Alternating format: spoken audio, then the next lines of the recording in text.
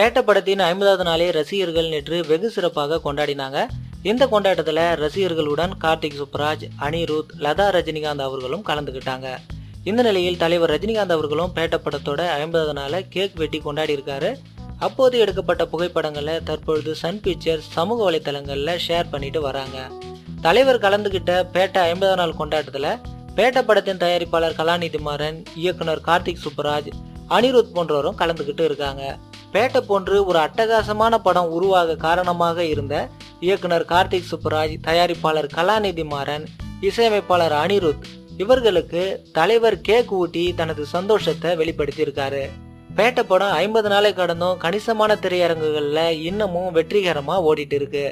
இந்த வீடியோ உங்களுக்கு பிடிச்சிருந்தா ஒரு லைக் கொடுங்க. மறக்காம நம்ம சேனலை சப்ஸ்கிரைப் பண்ணுங்க. நன்றி.